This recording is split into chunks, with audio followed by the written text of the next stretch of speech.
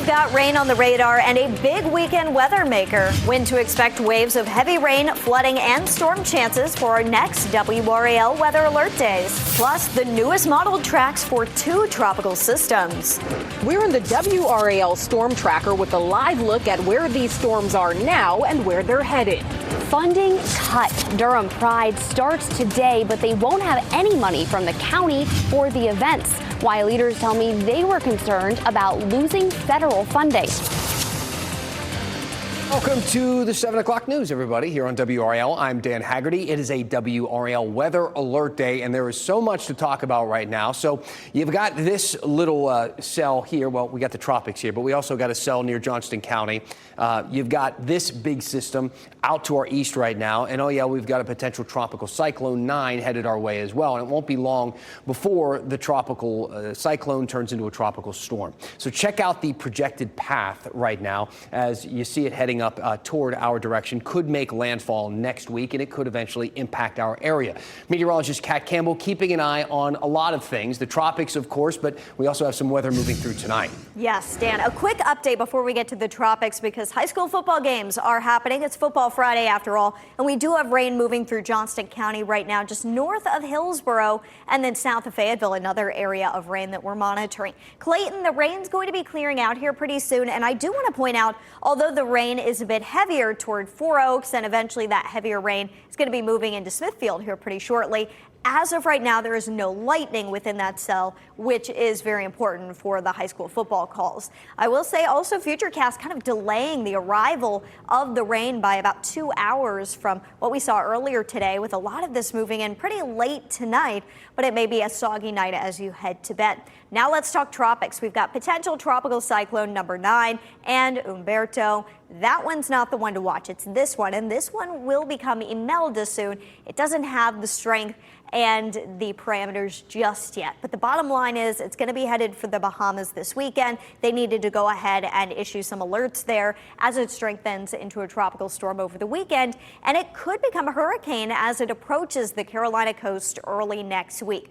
A big question mark here is there is pretty good certainty that it approaches the coast, but there are an increasing number of models that have it approaching the coast, getting very close, and then stalling. And that's why you see very little movement here toward the end of the forecast cone. That doesn't mean that we would entirely escape impacts. There could still be rain bands moving inland, storm surge, maybe even an isolated tornado. But that's going to have a big impact on those rainfall totals. So it's a solution and a trend that we've seen today that we need to continue to monitor. As we look at the forecast tracks, you can see many of them do bring it ashore around the South Carolina coast. But then there's a lot of movement after that we're concerned with, and we'll have to watch very closely. For now, the main point is that we are still under a threat of inland flooding and that we need to be aware of that heading into the weekend. And a possible landfall at the Carolina coast. We'll keep you up to date with that, and I'll have a closer look at Futurecast coming up. You got it. We'll talk to Kat again soon. Thank you, Kat. Meantime, we got Kirsten Clark. She's in the WRAL Storm Tracker out and about, currently on Churton Street, and that's in Hillsborough. Give us an idea of how things look out there. Yeah, Dan, we just arrived here in Hillsborough, and while it is not currently raining, it's dry at the moment, I want you to take a look here at these dark, low-hanging clouds. I'm going to see if I can give you a sky view here. Yeah, you can see those dark clouds there in the distance, just foreshadowing what is coming in this area. So back here in the storm tracker, I've been keeping track here with my WRAL weather app. You can see this area here right above Hillsborough getting a lot of rain that is to come here soon. So again, we're staying up to date on what's going on in this area, and we'll keep you updated here live in the Storm Tracker. WRAL, Kirsten Clark. Thank you, Kirsten. Appreciate it. You can count on WRAL throughout this weather alert day and this weekend as the tropical system gets closer to us. Stay connected anytime with the WRAL weather app. So you might be just getting to the TV, to your device today. We want to get you through some of the headlines, including how our area is responding to this weather. These are the 5 things you should know right now. So Raleigh is lowering the water levels right now in Lake Johnson ahead of the heavy rain, and by tomorrow the lake will be down almost 4 feet. Why do they do this? Well, this could reduce the impact downstream when the storms hit. The city also inspected 200 storm drains, making sure everything was working well and that swift water rescue teams are ready and on standby. Benson Mule Days, they will continue through the weekend, even after heavy rain cut last night's events a bit short. Organizers say the parade will go on tomorrow morning, rain or shine, and the rest of the weekend will continue as planned, with concerts moving indoors. WRAL is a proud community sponsor of this event. 13 students were rescued from a van that went down an embankment in Holly Springs today. This is the scene. This is Holly Springs Road earlier this afternoon. We are told that the students were from Pine Springs Prep. None of the kids got hurt, which is great, though the van driver did go to the hospital. Investigators have not said exactly what caused this crash. State Treasurer Brad Briner telling us here at WRAL that today he's feeling less and less confident that Aetna and Duke Health will reach a deal. And this is a big deal. The contract expires in less than a week right now. And if they don't work something out, thousands of people across our state will have to find a new provider. You'll have to find a new doctor potentially. Aetna says Duke is asking for too much money. Duke says it's trying to keep up with inflation. The man who led the North Carolina Republican Party for years is now in charge of monitoring North Carolina elections. WRAL obtained an internal letter today confirming this news. Dallas Woodhouse is his name. He'll monitor the state officials who set those election rules, carry out investigations, and decide whether or not to certify results. Durham Pride kicks off today, but the popular event will be without a major sponsor this year.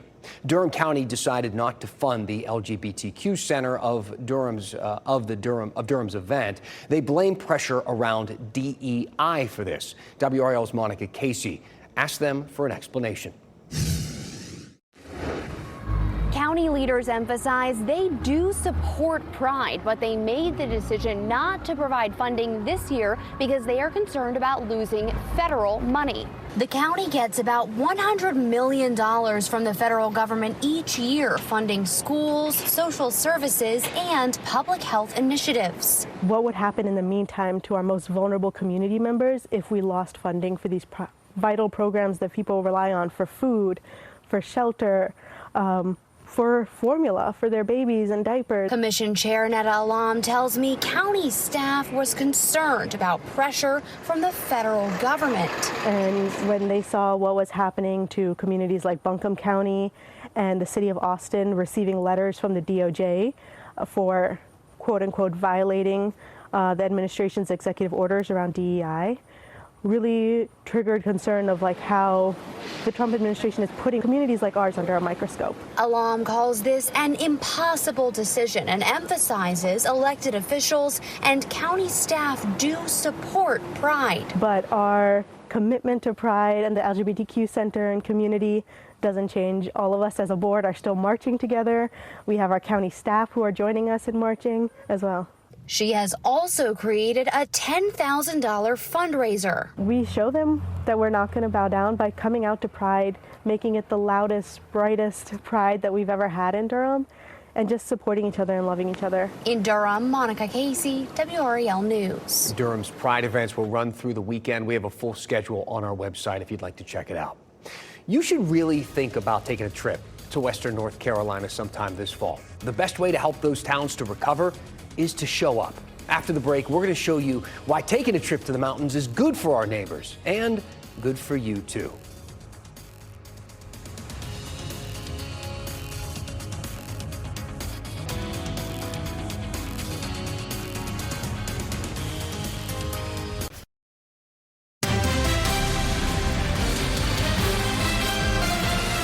We welcome you back as we take a live look outside at Fayetteville. Some dark clouds there. We are joined by meteorologist Kat Campbell. We want to make sure people, I guess, are understanding the series of events here. We have some rain now. We have rain moving into the weekend. And then we have these two tropical systems also making their way toward us. So we're looking at what could be a long stretch of some rainy weather. Exactly. And, we want to stress it's not going to rain nonstop all day long this weekend. So that's a key point to take away. And tropic impacts would come next week.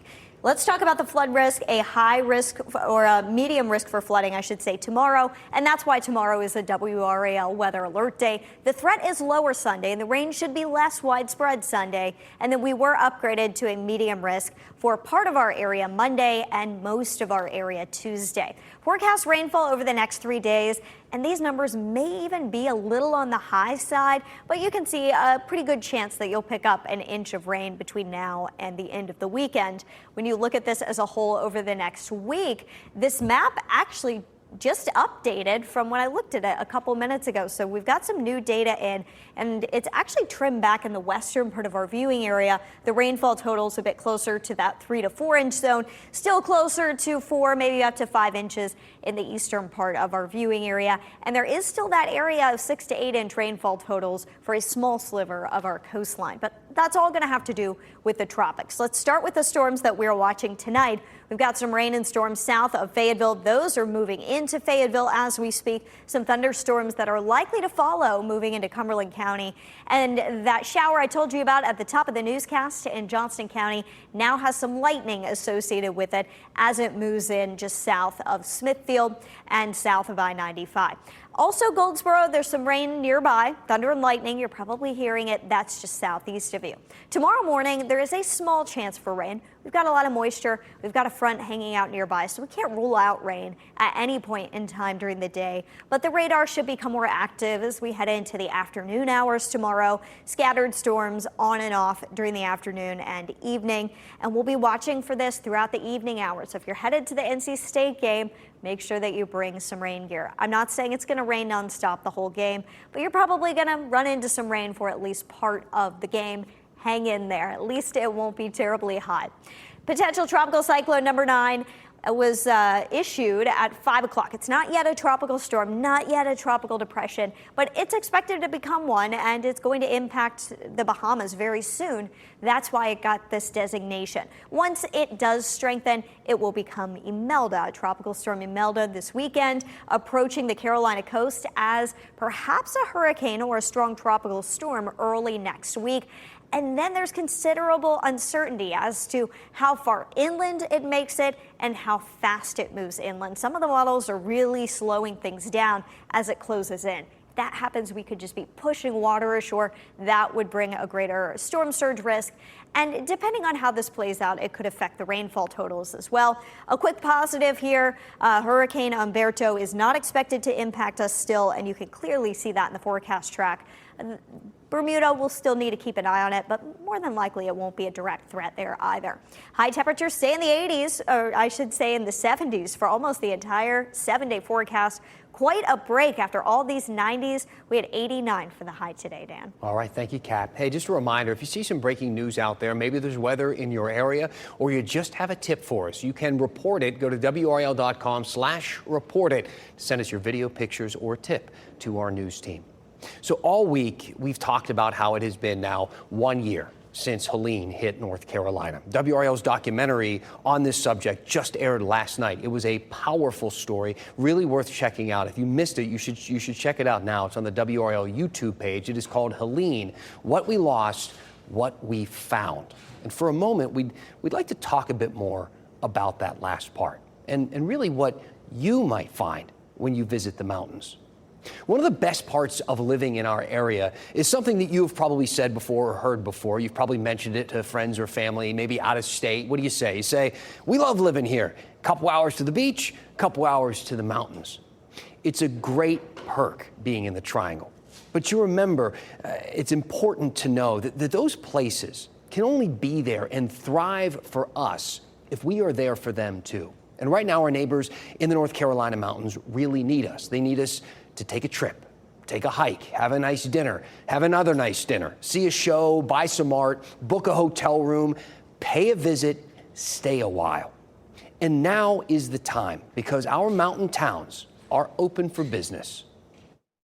They say that necessity is the mother of invention, and I feel like so many new businesses and studios and collaborations have been formed as a result of the challenges we faced last year. So this fall is really the moment where I think we feel like it's time to reopen and open our doors and show people everything that we've done in this past year. I do think that there's an opportunity for some closure for some people that maybe, again, donated money, time, effort, resources to this area to be able to come up a year later and see how those resources have been utilized will be helpful. I think it will be, a signal of money and resources well directed. And it really is amazing how these communities have come together. Boone held its Boonerang Festival this summer. It brought the biggest crowd the town has ever seen. In Asheville, a new spot called the WRAL Rendezvous is acting kind of as a welcome center for artists and small business owners there. A bunch of artists have come together and they've opened Resurrection Studios Collective. That is another space for artists to band together and foster some creativity. Art, of course, is a huge part of Asheville's identity, and it has been a powerful way for its people to release some of the emotion that they have experienced over the past year. Here is a great example. This is from an artist named Jamie Bird. Her studio was filled with floodwater. She went back, got to get inside, and then she noticed that beavers had actually moved in. They built a dam inside right where she used to paint. And one of those paintings, this painting right here, was covered in those beaver prints, those muddy prints from a beaver. She renamed this piece Footprints of Helene. You see, our mountain towns have changed. I don't just mean the riverbeds full of sediment, the fishing areas with fewer trees now, or maybe some debris lying by roadways. These towns are different, not really because of the storm alone, but because of the community there. They were pulled together by tragedy and now held together by love. What better motivation to visit the mountains than to find that community? To give you a sense of what I mean, here's a clip from our documentary.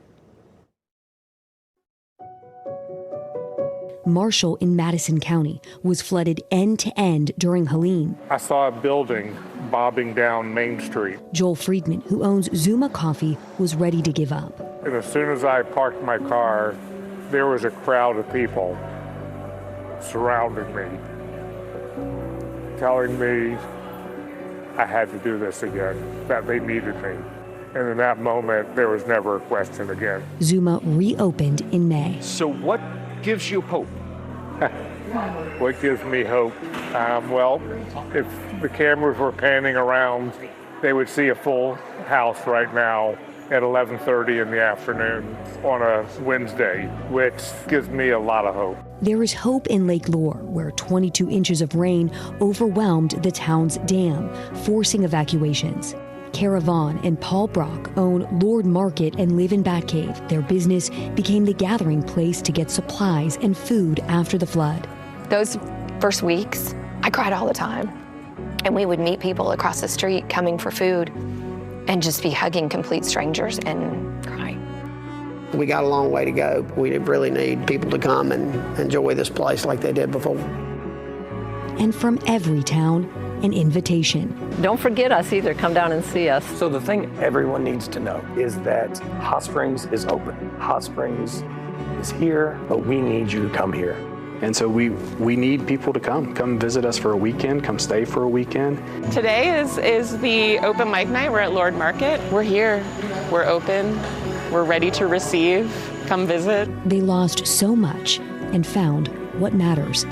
They don't just want the people of North Carolina to revisit the mountains. They need you. What gives you hope? Oh goodness, this beautiful mountain where we're sitting right now, that it's back. You know, that there are certain things that Helene can't take away from us. The human spirit, that gives me hope. And you're getting emotional too. Oh, yeah.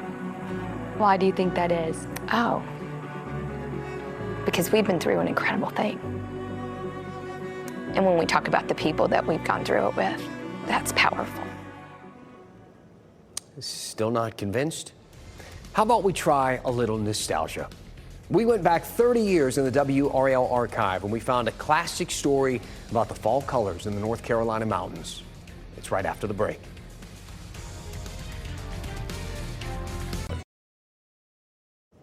Tonight, the WRAL Tower is glowing blue to raise awareness of mesothelioma. It's an aggressive cancer caused by asbestos exposure. Raleigh Mayor Janet Cowell has signed a proclamation today declaring Mesothelioma Awareness Day. Cities across the country are lighting buildings and landmarks in blue to raise awareness.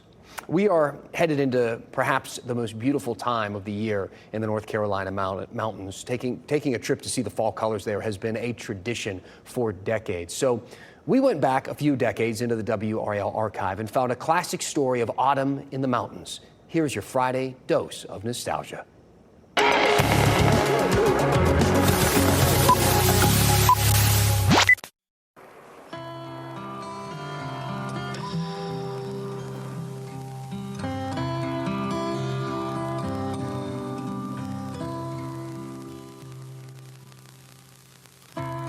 The days of summer are gone, and twinges of color here and there are growing. I think it's just starting to change. I mean, it hasn't had a chance to really burst forth in color. But frosty mornings this week have started to speed things up. But it is a beautiful drive. At the High Country Visitor Center, folks are calling from all over. October is probably our second biggest month compared to July.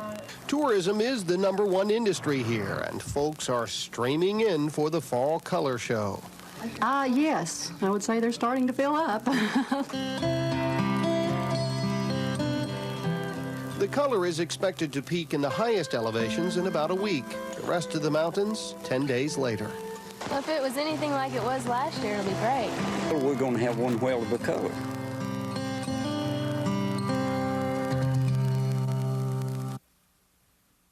Keep watching WRAL News over the air Channel 34 and Spectrum Channel 1257.